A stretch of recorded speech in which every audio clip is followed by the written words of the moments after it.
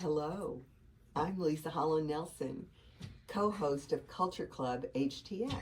And I'm Shavonnah Schreiber, the other co-host of Culture Club HTX.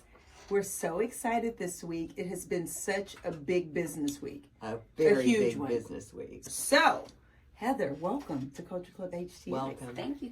We're so glad to have you. We're so glad to be have here. you. So tell us a little bit about yourself, and in particular, how did you start Video Envy? Often, people come in and they say things like, I knew I was going to start my business. I always wanted to be an entrepreneur, and then the time came. Tell us your story. Well, I'm from one of those I states, Indiana. Oh, so please don't say Everybody knows Indiana. They know Idaho. They know Indiana. This is the conversation. Yeah, so she has no. And no Caitlin Clark went from Iowa to Indiana. So my point is, no one knows Iowa. Iowa. Everyone People knows just Indiana. don't know it. Anyway. Okay, I'm so glad people don't. I'm just going to throw something out there. Okay. I got my precious husband because his ex-wife couldn't stand Iowa. Like, seriously. So it all worked out. Kind of left him there, but then anyway, they came and went. But the fact of the matter is, she Indiana did not is like better. it there. So I grew up in Indiana. I'm sorry.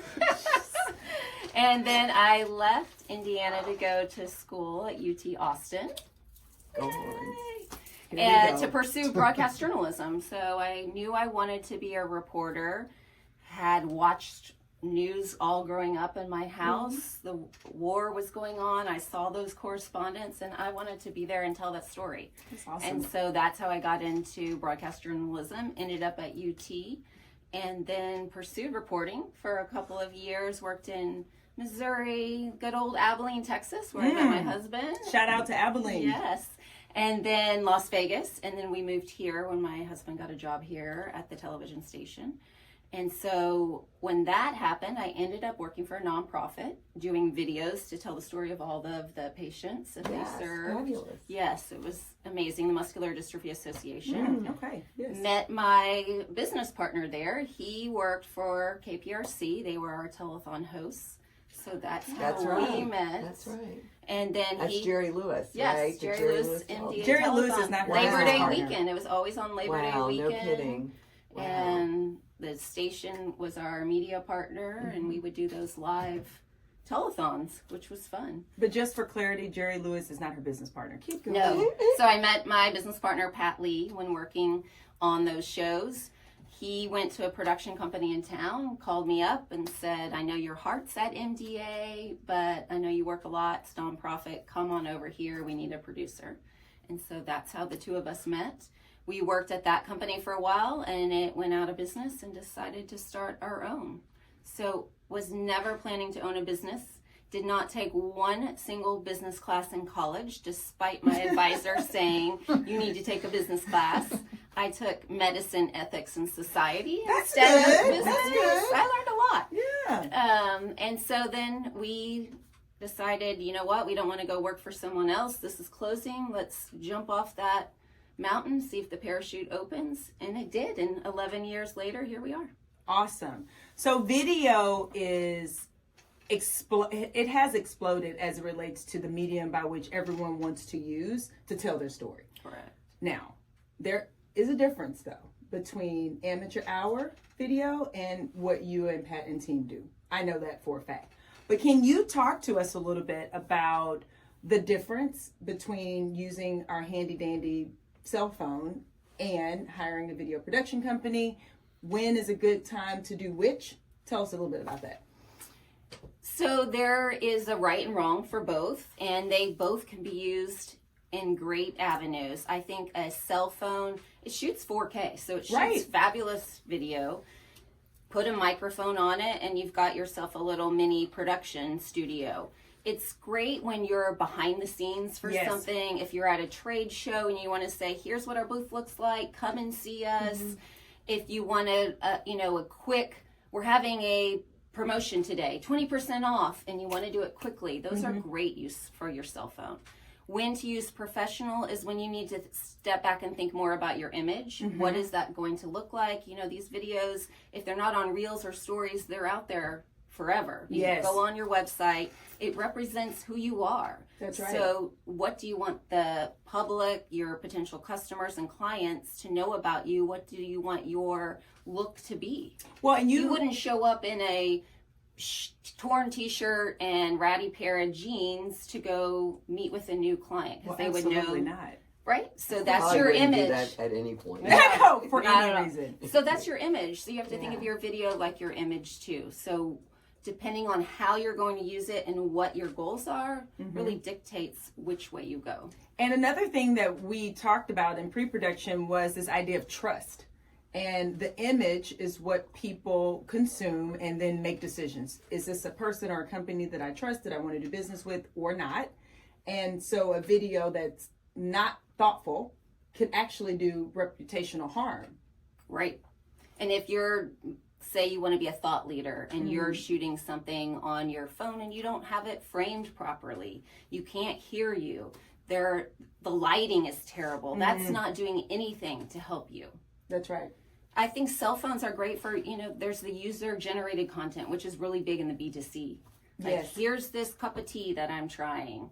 And so you can do a lot in that regard, but it really goes back to the goals and the purpose and what you want to get out of that video. Got it. So let's talk a little bit about how you and Pat and team at Video Envy partner with your clients. Because it's not just you show up and there's a dude and a girl with the camera. Like, I mean, there's more to the story that helped you create this brand image that your clients want. So tell us about that. I have one question to throw in there. Sure. How much of your work is on site at the clients versus in your own studio? We don't have a studio, so Well, it's then all there you have it. 100%. Question. Good question. When we Good question, when we Lisa. started, Cheers. we thought about it because we came from a place that had an office and a studio. It's a lot of money, and really the story you're telling is wherever your client is. That's right? So very rarely do we need a studio space, and if we do, there's great studios that we can go rent for the day. But we're usually at the client. Good to know. So you're at the client and you say, okay, client, you have a story and we're going to help you tell it. Yeah, before we even get to that part, right? So we are really helping our clients lift their brands by doing a beautiful storytelling video. So we're helping them shine on camera, and that starts from the very beginning, the pre-production process, where we sit down with you, decide, okay, you say you want to do a video, why? What are you trying to do? And we work through your goals, and then based on those goals, we decide how we're going to get there. So who's going to be interviewed? Are we doing an interview style? Are we doing a scripted video? What are the shots that we need? We work our clients through making sure you don't try to put too much in a video. A lot of people want to do that. They want a 3-minute video and they want to talk about 10 different topics. Or they say, we want to do a 1-minute video and I have 6 people I want to be on camera. No. And you're like, okay, it doesn't really work like that. They can say one sentence and that's it, maybe one sentence. So we really work with them on that strategy and what that's going to look like. And through that process, then we create a full pre-production package of a timeline for the shoot so they understand. It takes an hour to set up for an interview. It's not like you can just show up in 5 minutes, be shooting video and an interview. So what that timeline looks like for the day, what interview questions, if we're interviewing guests, we write those questions based on their end goals so that we can help them get the message delivered.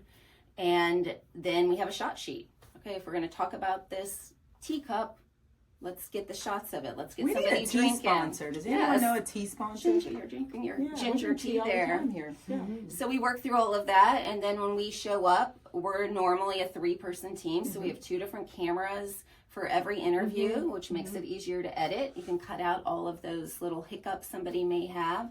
And then we're shooting all the footage to back it up, whether that's shot with a drone, whether it's shot with what we call a gimbal that can do the movement, whether it's shot on the old-fashioned way with sticks and a tripod. And then after that, we work on the post-production, which is creating that storytelling script and doing all the editing, the motion graphics that complement it, and the call to action that you need at the end of your video. Speaking of call to action, how can people find you and find Video Envy and learn more? You can find Video Envy online at our website, videoenvy.com. You can find me on LinkedIn, Heather Sasser, and Video Envy's on all the social media channels, LinkedIn, Facebook, Instagram. we're out there. And the thing that you all do on your channels that I think is really good is that you will have a video and you are a video production person. So they get to see, if you go visit their website or their channels, you get to see the quality of work that you can expect because you use video to tell your own story. Yes. That's really smart. Yes. And we have a big series called Thursday Tips where we're helping others produce video because sometimes it's not in the budget for everyone. And we want to help you create a great video. And so we give little tips to help you do that. I think that's great. So you don't have to have two dudes and a camera and hope for the best. Right. Because I think a lot of people think, oh, somebody shows up, we're going to hire a video production company, and maybe one guy shows up and then it's on the client to do everything. And most of the clients that come to us, they haven't done video or they don't have time. They can't, they won't. Right. A third of marketers don't do it because they don't have the time, and then it cripples them. They don't oh, I don't even know where to start. So then I'm just not going to do it. I'm not writing the script. Ergo, I'm not doing the video. Right. Or, well, it's very interesting. My company, digital marketing firm, Astounds, we have the same situation. If we're depending on the client for SEO, search engine optimization content, we're generally up a creek. Mm-hmm. We are. And so our whole production schedule is very public. Very public. The same as you. Yep. Like, you're not going to get it to us. We know we're doing it the end. Yeah, and a lot of people want somebody to just take it off their plate, and that's where we come in. We can just take it off their plate and handle everything, even pre-production interviews before we get on site. So tell us again how people can find you. They can find us at videoenvy.com, envy like you're green with envy. And you can find me, Heather Sasser, on LinkedIn. Excellent. Thank you so much for joining us today, and we cannot wait to see all the great things you're going to be cooking up at Video Envy. Great. And we'll be back. Thank you.